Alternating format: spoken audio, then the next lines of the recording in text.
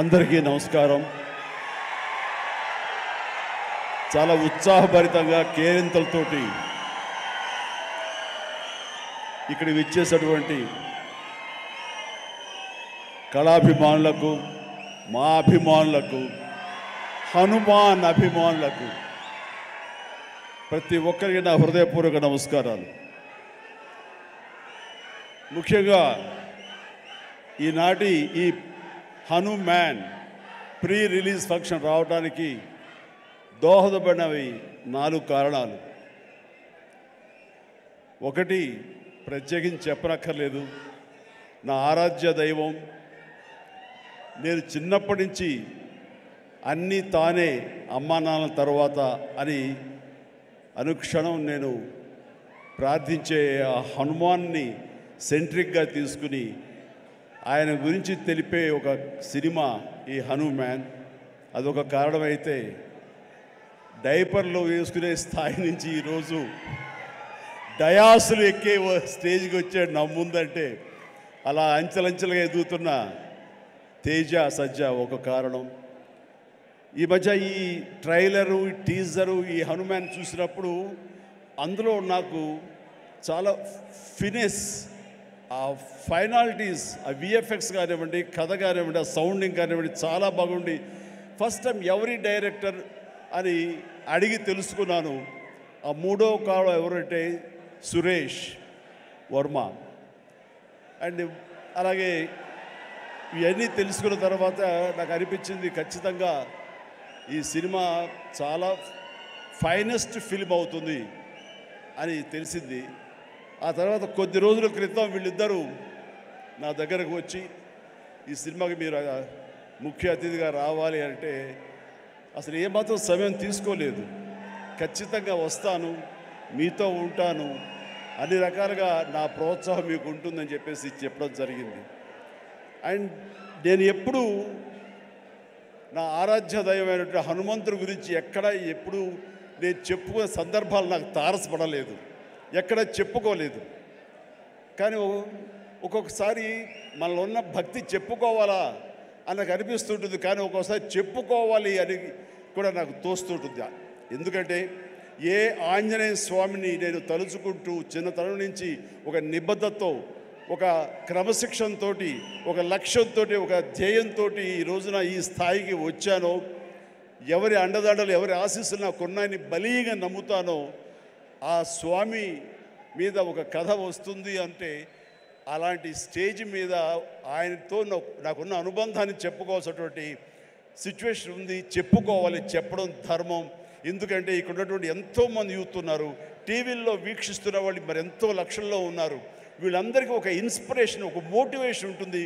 కాబట్టి ఇక్కడ చెప్పడం అన్నది అది ఒక హిందుత్వం గురించో లేకపోతే మరొక మతం గురించో అని చూసుకోకుండా ఒక ఇన్స్పైరింగ్ పర్సనాలిటీ మనల్ని ఎంత పైకి రావడానికి, మనల్ని అత్యంత స్థానం నిలబెట్టడానికి ఎలా దోహదపడతాడు, పూర్తిగా ఆయనకి మనం సరెండర్ అయిపోతే అన్న దానికి ఒక ఎగ్జాంపుల్గా ఈ హనుమంతుడు నేను తీసుకున్నాను. చిన్నప్పటి నుంచి ఆయనే నమ్ముకున్నాను.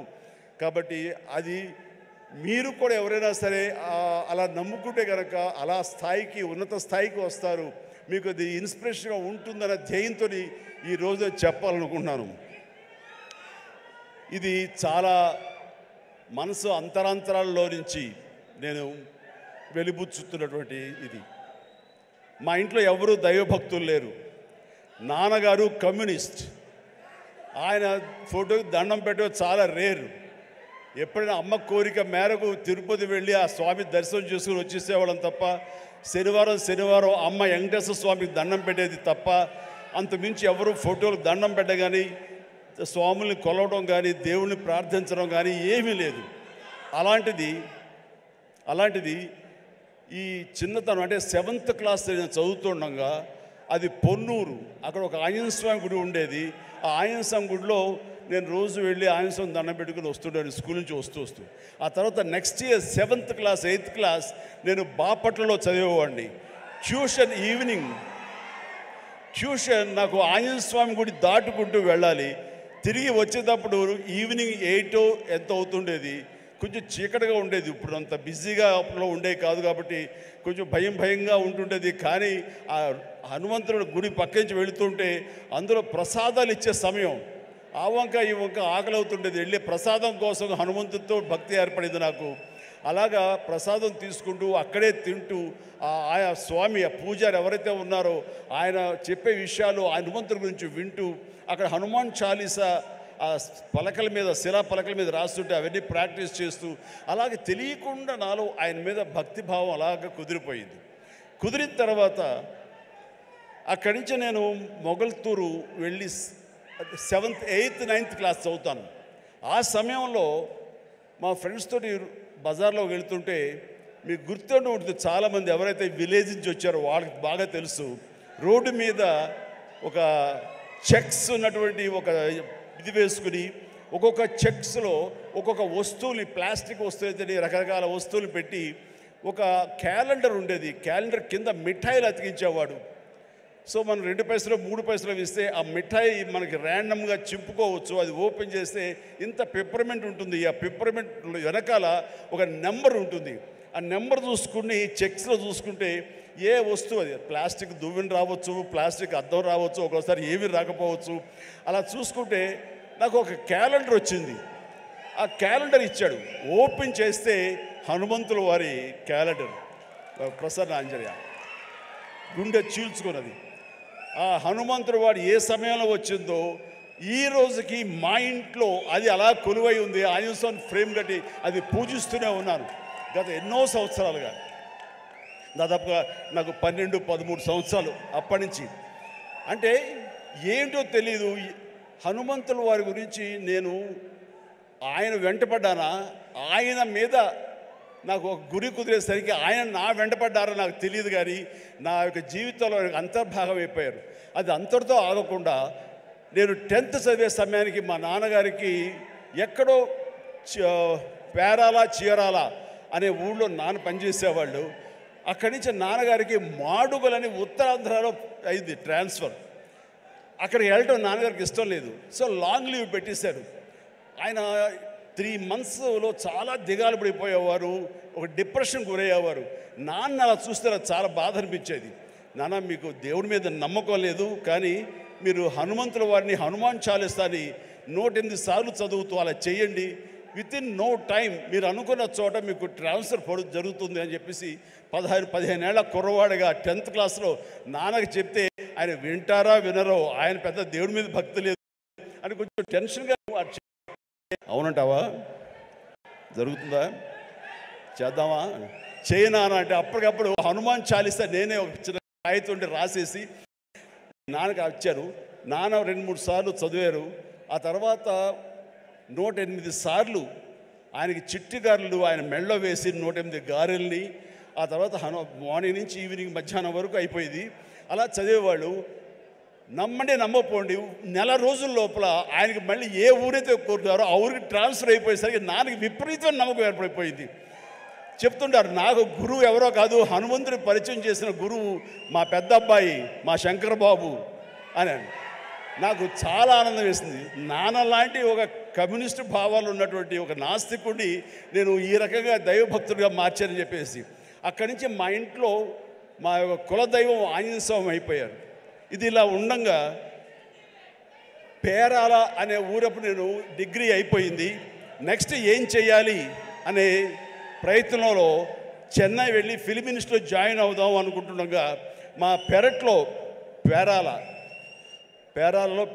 తిరుగుతుండగా నాకు ఎర్లీ మార్నింగ్ ఏదో కాయిన్ ఒకటి కింద పడి ఉంది. ఏంటనే కాయిన్ అని చెప్పేసి కాలుతో ఇలాగ అన్నాను. అది సేవండి హనుమాన్ ఇది ఉండేది బిళ్ళ. వెంటనే కళ్ళకు అద్దుకుని పొరపాడైపోయింది.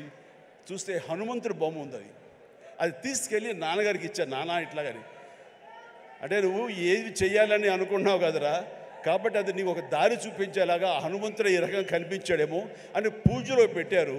అక్కడి నుంచి నా ప్రయత్నాలు నేను చేయటం, అలాగే మెడ్రాస్ ఫిల్మ్ ఇన్స్టిట్యూట్లో నా ప్రయత్నాలు చేయటం, అక్కడికి వెళ్తే నాకు అవకాశం రావటం. నేను వెళ్లే ముందు నాన్నగారు దీన్ని ఒక దండగా, ఒక లాకెట్, ఆర్టిన్ షేప్లో ఒక లాకెట్లో పెట్టి నా మెడలో వేశారు. అది నేను చాలా ఒక ఆశిస్తులాగా ఒక మనోధైర్యం, అంటే జేబులో బొమ్మ ఉంటే ఎంత ధైర్యంగా ఉంటుంది ఆ రకంగా ఫీల్ అయ్యి వెళ్ళేవాడిని. అప్పటి నుంచి అవకాశాల మీద అవకాశాలు ఎలా వచ్చినాయో 1977 నుంచి 78 అండ్ 79 ఆ ప్రాంతంలో, సారీ 80 కదా, సారీ 78, 79 అక్కడి నుంచి అవకాశాలు ఎక్కడ కూడా ఆగకుండా రావడం జరిగింది. అంత ఆ స్వామి మహిమ అనుకునేవాడిని, ఆయన నిరంతరం పూజించుకునేవాడిని. ఆయన్ని పూజించుకునే ప్రతిసారి నన్ను ఉన్నతమైన స్థితికి తీసుకెళ్ళి స్వామి నేను కూడా అంత క్రమశిక్షణతో ఉంటాను, ఎక్కడ వక్రదారులు కానీ వంకరదారులు కానీ నేను వెళ్ళను, అంత ఒక స్థితభేదంతో ఉంటాను, ఖచ్చితంగా డిసిప్లిన్గా ఉంటాను, క్రమశిక్షణతో ఉంటాను, ఎప్పుడు ఆయనతో ఇంటరాక్ట్ అవుతూనే ఉంటాను, ఆయనతో సంభాషిస్తూనే ఉంటాను. అలాంటి నేను అది పెట్టుకున్నప్పుడు చాలా సినిమాలు చేశాను. నాకు తెలిసి 1980లో ఒక సినిమా తాతయ్య ప్రేమలేలు, దానికి డబ్బింగ్ చెప్తుండగా ఒక ఏవిఎం జీలో కూర్చున్నాను. ఆ తర్వాత డబ్బింగ్ చెప్పారు. ఇంటికి వెళ్ళేసరికి లోపల బిళ్ళ కనపడలేదు, ఆ పై చుట్టూ ఫ్రేమ్ మాత్రమే ఉంది. ఎంత డిప్రెస్ అయిపోయానంటే, ఏంటి నేను ఏం తప్పు చేశాను, ఎందుకు స్వామి నా నుంచి దూరం అయిపోయాడు, ఇది నాకు ఏమైనా మంచిది కాదా, అపశకునం అంటూ అసలు భోంచేయలేదు, ఏమీ చేయలేదు, తల్లడిల్లిపోయా. ఆ తర్వాత 2 days తర్వాత మళ్ళీ అదే థియేటర్కి డబ్బింగ్ చెప్పడానికి వెళ్ళినప్పుడు ఎక్కడితే కూర్చొని అక్కడే కూర్చున్నాను.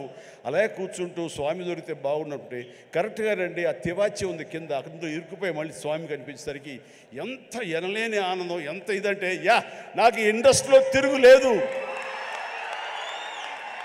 స్వామి నన్ను పరీక్ష పెడుతున్నాడు అంతేగాని ఇంకోటి కాదు అంటూ, స్వామి నేను ఎప్పుడు వదలను అంటూ ఆయన్ని పెట్టాను. మా నాన్నగారికి చెబితే ఆయన అరే చుట్టూ కొంచెం క్లాంప్స్ లాంటివి పెడదాము, సోదరు అసలు కదలదు, ఆ స్వామిని కాంక్రీట్ చేసుకుని నీలో ఉంచేసుకుంటూ అవుతుందని చెప్పేసి నాన్న దాన్ని మళ్ళీ రీడిజైన్ చేసి వేశారు. మీరు అప్పటి నుంచి సినిమాలు చూస్తే నా ఓల్డ్ సినిమాలు ఆ లాకెట్ ఎప్పుడు నా మెడలో ఉంటుంది. నేను ఒక భేద క్యారెక్టర్ వేసినా సరే అది మెడలో ఉండకూడదంటే తీసి నడుము దగ్గర ఎక్కడో పెట్టినవాడు తప్ప ఆయన నాకు దూరం అయిపోకూడదు, బిగించి హోల్డ్ చేసి ఆ హనుమాన్ నేను ఇక్కడ పెట్టినవాడిని. ఆ తర్వాత 2000 ఇయర్లో నేను అన్నయ్య సినిమా చేస్తుండగా, అన్నయ్య సినిమాలో 2 క్యారెక్టర్లు, ఆట కావాలా పాట కావాలా, అది సిమ్రాన్తో చేసే ముందు ఒక చెట్టుని నేను పట్టుకుని వేలాడుతుంటాను. నా ఆత్మారాముడు నన్ను లాగి నెట్టి ఆ అమ్మాయి వైపు నెడతాడు.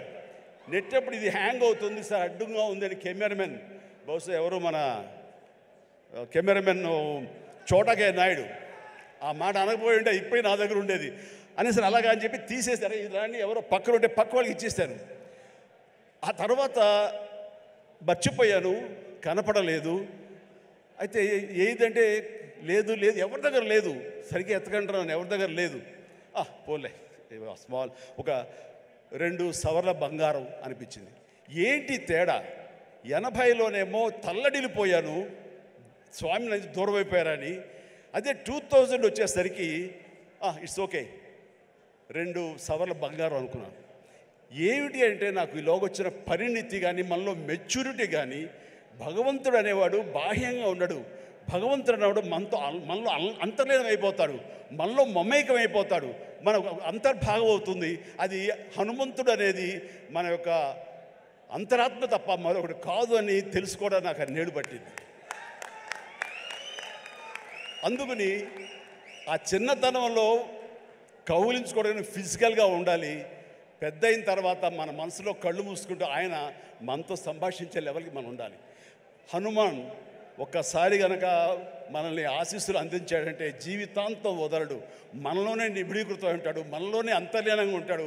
ప్రతి క్షణం మన ఆత్మ అంతరాత్మ ఆయన మనం కాపాడుతుంటాడు, మనల్ని నిర్దేశిస్తుంటాడు, మన మార్గ నిర్దేశం తెలియచెప్తుంటాడు అని నాకు అనిపించిన తర్వాత ఈ రోజు వరకు నాకు హనుమంతుడు అంటే పూజలు పునస్కారాలు ఏమి చేయను, ఏ గుళ్ళు గోపురాలు తిరగను. కానీ ఏదైనా సమస్య వచ్చినప్పుడు పడుకునే ముందు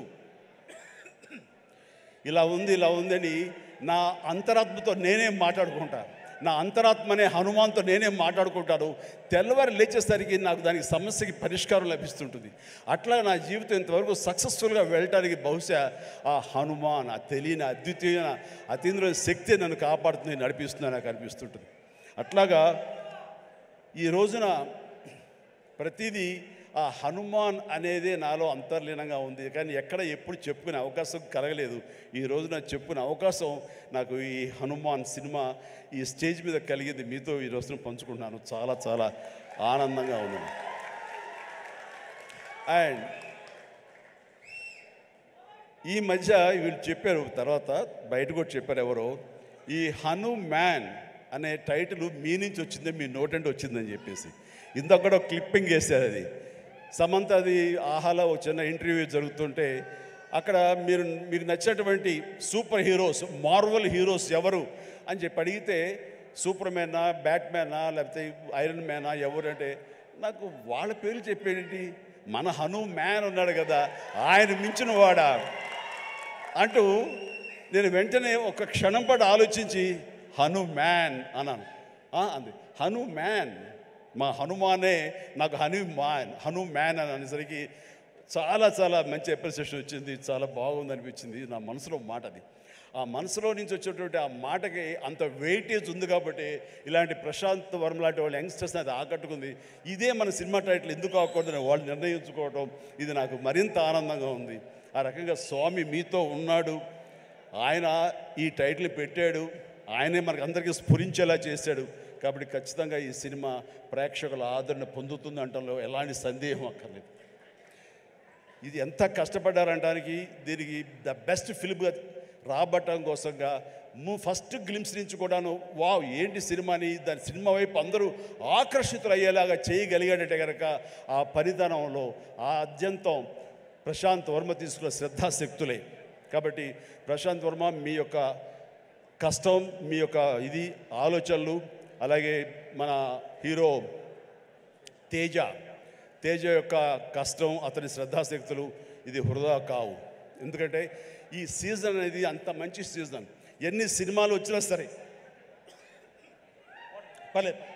ఎన్ని సినిమాలు వచ్చినా సరే ఖచ్చితంగా ప్రేక్షకులు బాగుంది, మన కంటెంట్లో మన సత్తా ఉంది, మనకు ఆ దైవ ఆశీస్సులు ఉన్నాయంటే కనుక ఖచ్చితంగా ఆదరిస్తారు, హక్కును చేర్చుకుంటారు, పెద్ద విజయాన్ని మీకు అందేలా చేస్తారు. కాబట్టి ఎలాంటి డౌట్ అక్కర్లేదు. అయితే ఇది పరీక్షాకాలం అనుకోవచ్చు, కొన్ని థియేటర్లు అనుకునే విధంగా మనకి లభించకపోవచ్చు. It's okay. ఈరోజు కాదు రేపు చూస్తారు, రేపు కాకపోతే సెకండ్ షో చూస్తారు, సెకండ్ షో కాకపోతే థర్డ్ షో చూస్తారు. బట్ కంటెంట్ బాగుంటే ఎన్నో రోజులు చూసినా, ఎన్నో షో చూసినా సరే దీనికి మార్కులు పడతాయి. ఈ రోజున ఇందాక చిన్నవాడే సరే చాలా పెద్ద మనసుతో అన్నాడు, అన్ని సినిమాలు వెంకటేష్ సినిమా, నాగార్జున సినిమా, అలాగే మన మహేష్ బాబు సినిమాలు, అన్ని సినిమాలు ఆడుతాయి. ఈ సినిమాలు అన్నీ ఆడాలి, పరిశ్రమ పచ్చగా ఉండాలి. వాటితో పాటు మా ఈ సినిమా హనుమాన్ కూడా ఆడాలని నేను ఎంతో మనస్ఫూర్తిగా నేను కోరుకుంటాను, జరుగుతుంది.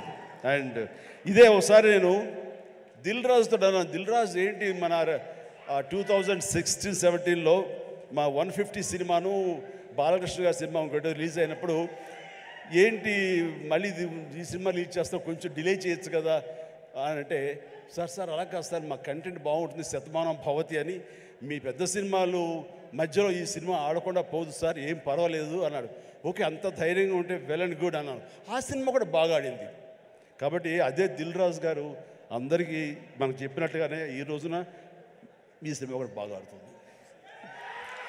సో ఎందుకంటే దిల్ రాజు గారు లాంటి ఎంతో సీనియరు, ఆయన ఎంతో ఎక్స్పీరియన్స్ ఉన్న మనిషి, ఏ సినిమా ఏ సీజన్లో ఎలాగ ఆడుతుంది, ఒక్కో సినిమాకి ఎంత పటిష్టత ఉంటుంది, ఏ సినిమాకి ఎంత లాంజివిటీ ఉంటుంది, ఏ సినిమా ఎలాగ ఆదరిస్తారు, ఏ సీజన్ అనేది బాగా తెలుసు. కాబట్టి ఈ సినిమా వస్తే కూడా ఈ సినిమాకు కూడా అంతటికి అంత ఆదరణ ఉంటుంది, అంత విజయం చవి చూస్తాడు మనస్ఫూర్తిగా కోరుకుంటూ, ఈ రోజున ఇతర క్యాస్ట్ గురించి చెప్పాలంటే అమృత అమ్మాయి హీరోయిన్గా ఉందన్నారు. గాడ్ బ్లెస్ యూ అమ్మా, ప్లీజ్ మీరందరూ రావాలి, యంగ్స్టర్స్ రావాలి. అలాగే నా స్నేహితుడు శరత్ కుమార్ కూతురు వరలక్ష్మి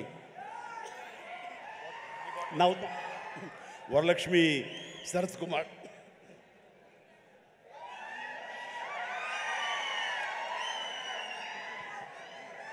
ఈ మధ్య కాలంలో అమ్మాయి సినిమాలు చూస్తూ వస్తాను. ఒక్కొక్క క్యారెక్టర్ ఒకలా చేస్తుంది. ఒక్కోసారి నాకే భయం వేస్తుంది, ఏంట్రా బాబు అని చెప్పేసి, అంత పవర్ఫుల్గా చేస్తుంది. ఈ కేటగిరీలో మనకి ఇంత యంగ్ అమ్మాయిలు అలాంటి పవర్ఫుల్ క్యారెక్టర్ చేసేవాళ్ళు ఎవరు లేరు.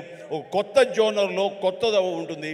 అండ్ ఇలాంటి వరలక్ష్మి లాంటి ఆర్టిస్టులు చూసిన తర్వాత కొన్ని క్యారెక్టర్స్ క్రియేట్ చేయబడతాయి. సో అదే అన్నాను, చెన్నైలో ఉన్నావా, ఇక్కడ ఉన్నావా వరలక్ష్మి అంటే ఇక్కడే ఉన్నాండి, ఇక్కడే ఉన్నామా, నీకు బోర్డులంది అవకాశాలు వస్తాయి కాబట్టి తెలుగు ఇండస్ట్రీని హక్కు చేర్చుకుంటుంది, పైగా తెలుగు అమ్మాయి కాబట్టి అని చెప్పాను. So all the very best అమ్మ, గాడ్ బెస్ట్. అలాగే విలన్గా చేసినటువంటి వినయ్ చాలా వెరీ పవర్ఫుల్గా చేస్తారు. Vinay please please please please stay stay stay. Vinay, wonderful. You look damn good, like a Hollywood. You look a Hollywood villain, and you have your own mark, and you will have your own market here. Definitely, all the very best. And ప్రతి ఒక్కరికి నేను మనస్ఫూర్తిగా అందరికి చెప్తాను. And Niranjan Reddy గారికి కూడా నా హృదయపూర్వక అభినందనలు. ఈ సినిమా గురించి ఫస్ట్ నాకు పరిచయం చేసిన ఎవరో తెలుసా? మా సినిమా షూటింగ్లో ఎనీ గెసెస్?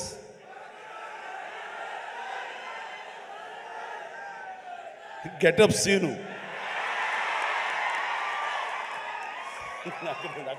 దగ్గర రాకు అండ్ గెటప్ సీను. సార్, ఒక సినిమా చేస్తున్నాను సార్ నేను, మీరు హనుమంతుల భక్తులే కాబట్టి మీతో షేర్ చేసుకోవాలని. ఏం సినిమా? ఎవరు? మన తేజ తెలుసు కదండి, తేజ చేస్తున్నాడు, ఇలా ప్రశాంత్ అని డైరెక్టర్, ఏమండి భలే ఉంది అని చెప్పి సినిమా గురించి సినిమా గురించి చెప్తాడేమో అనుకుంటే తన గెటప్ తన క్యారెక్టర్ గురించి చెప్తూ వచ్చాడండి. మొదటి వరకు బాగుంది, తర్వాత నిన్ను ప్రమోట్ చేసుకోవడం నాకు కొంచెం ఇంకా బాగుంది. సో అంటే ఒక సినిమాలో బాగుంది అంటే ఏ క్యారెక్టర్ ఇచ్చినా సరే అది అంతగా అలరిస్తుంది అని ఆ సంతోషాన్ని నాతో పంచుకోవడం తెలుస్తుంది. అదో చెప్పునే విధానం బట్టి ఆ సినిమా ఎంతగా అతనికి ఆకట్టుకుందనడానికి ఏదో చిన్న మచ్చుతునక. అండ్ ప్రతి ఒక్కరికి, అటు కెమెరామెన్ గారికి, ఇతర కాసర్ల గారికి, కేకే గారికి, లిరిసిస్, ఇలా ప్రతి ఒక్కరి మ్యూజిక్ డైరెక్టర్ గారికి, ఇలా ప్రతి ఒక్కరికి మనస్ఫూర్తిగా నా హృదయపూర్వక అభినందనలు తెలియజేస్తూ నేను చెప్తున్నాను, ఒక్కళ్ళలో కూడా ఏమాత్రం డల్ అనేది పెట్టుకోకండి. Cinema super duper hit. That's it. జై హనుమాన్, జై హింద్.